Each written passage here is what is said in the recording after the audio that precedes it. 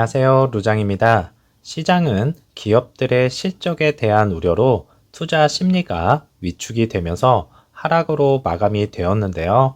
이는 기업들 실적이 예상보다 부진하게 나오면서 시장의 위험 회피 심리가 강화된 탓이라 볼 수 있겠습니다.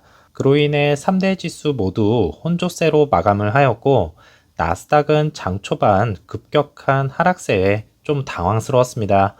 다행히 얼마 지나지 않아서 저가 매수세가 강하게 들어오면서 점차 낙폭을 줄여갔고요.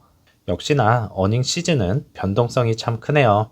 첫 번째로 증시는 일단은 잘 버텨주었고, 기업들 실적 중에서 저희가 가장 중요하게 생각했던 테슬라인데요.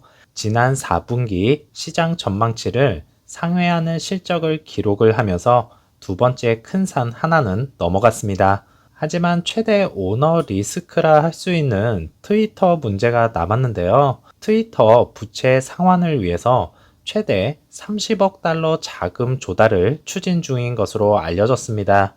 그냥 이제 트위터만 신경을 쓴다면 아무 걱정이 없겠지만 테슬라 주가에도 영향을 주는 만큼 EV 섹터주의 흐름을 깨트리지는 않을까 심히 걱정이 되기는 하고요. 하지만 테슬라의 호실적에 EV 섹터주는 강세를 보여주었는데요.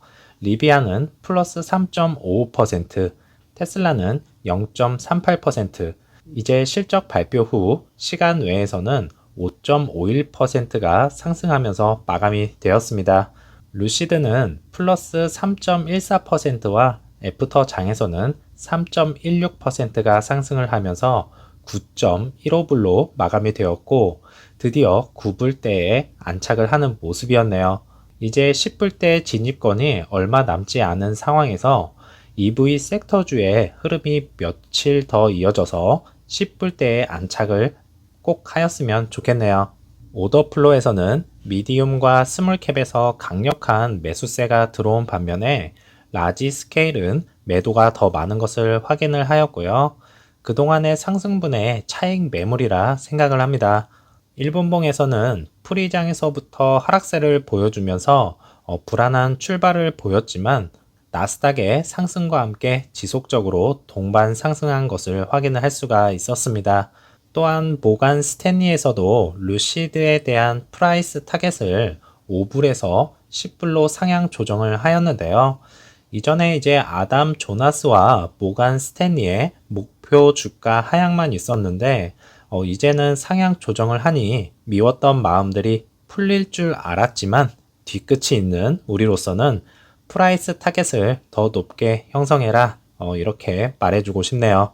EV 섹터주의 흐름이 결정이 될 수도 있었던 어제 장이었기 때문에 사실 어제 장이 많이 걱정이 되었던 건 사실입니다. 다행히도 큰 고비들을 어느 정도 넘긴 것 같아서 한시름은 놓았고요. 어제 장도 정말 고생 많으셨습니다.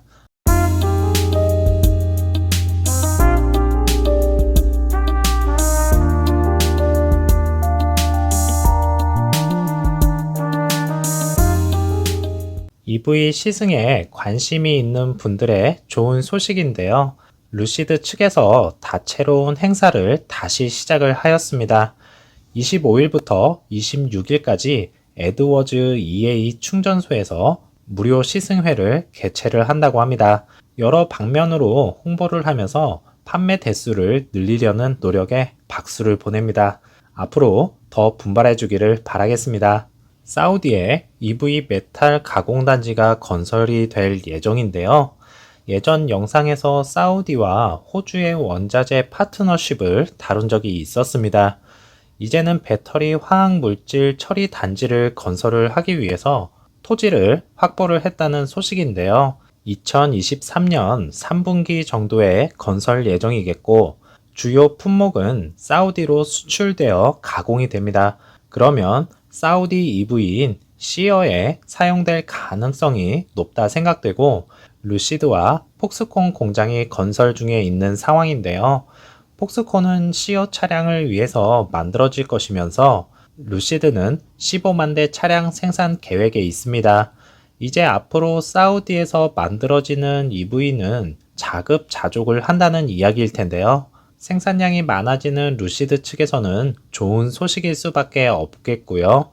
원자재로 인한 불안감은 일단은 해소가 될 것이고, 이번 사우디 교통부 장관 발표에서 중국 주요 기업이 주도하는 프로젝트로 담맘에서 제다까지 이제 즉 루시드 팩토리 건설 중인 곳까지요 물류 열차가 운행을 할 것입니다.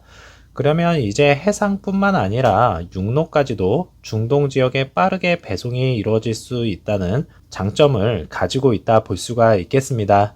비전 2030을 위한 프로젝트가 한창 진행 중인 가운데 가장 많은 관심을 받고 있는 더 라인 공사가 한창 진행 중인 것과 산에서 스키와 다른 레저 등을 즐길 수 있는 트로제나 공사 현장, 그리고 해상 부유식 최첨단 산업 단지가 조성이 될 옥사공까지 진행을 하고 있었습니다. 이 모든 것들이 이제 2030 프로젝트의 일환이겠고요. 더 나아가서 2030년 엑스포 유치를 하기 위해서 한국 등 3개 국가가 경합을 펼치고 있는 상황입니다. 2030년 사우디의 미래는 이제 어떻게 바뀌고 있을 것이고, 루시드는 어느 위치까지 있을지 기대를 할 수밖에 없네요. 루시드 측에서 깜짝 발표가 있었는데요.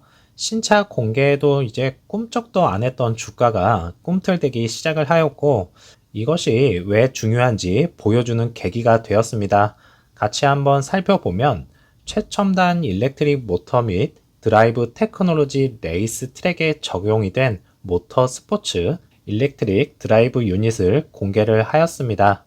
이전에도 이제 외계인이 만들었냐는 극찬을 받았던 루시드 에어의 모터에서 한 단계 더 나아가서 이제는 포뮬러 E1 레이싱에서 볼 수 있는 프론트 드라이브 유닛으로 레이스 서킷에서 모터 스포츠를 위한 획기적인 새로운 일렉트릭 구동 유닛을 공개를 하였습니다. 많은 분들이 아시다시피 이전에는 포뮬러 E1 레이싱에서 배터리에 관한 사항만 언급을 해드렸었는데요. 루시드 에어 사파이어 모델로 더 강력한 모터를 만들 수 있다는 것을 알 수가 있었습니다. 피터 롤린슨 CEO 말대로 킬로그램당 14.7마력, 놀라운 출력과 밀도와 엄청난 에너지 회복 기능을 갖춘 이 드라이브 유닛은요, 이전 레이스 시즌의 혁신적인 배터리 팩의 발자취를 따라서 일렉트릭 모터 스포츠를 다시 한번 변화시킬 것이다, 이렇게 말을 하였습니다. 또한 기술의 발전 중 일부가 미래의 루시드 로드카로 이어질 수 있다는 것에 흥분을 감추지 못한다고 말을 하면서 앞으로 사파이어 모델보다 더 강력한 차량 하이퍼카 출시가 될 수도 있겠다는 생각입니다. 피터 롤린슨의 의지면 당장은 아니더라도 만들 것 같은데요. 결국에는 이 모든 것들이 에티에바로부터 나온 기술력이면서 어떠한 모빌리티에도 적용이 될 수 있다는 것을 다시 한번 확인을 시켜주는 계기가 되면서 무게가 불과 32kg 밖에 되지 않고 469마력과 19,500rpm을 자랑을 합니다. 그냥 웃음밖에 안 나오네요.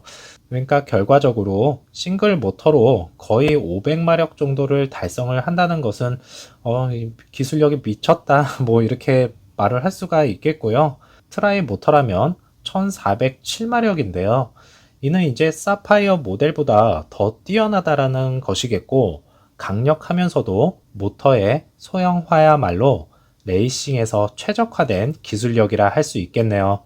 예전에 PIF에서 포뮬러 E 레이싱을 인수를 할 것이다 라는 내용이 있었는데요. 루시드가 PIF에게 이러한 이점을 또 한번 제공받는 것이 아닌가라는 생각입니다. 역시 든든한 백은 PIF임을 다시 한번 갖게 만드네요. 테슬라의 여파를 뒤로한 채 마침내 해방이 다가오고 있는 것일까요?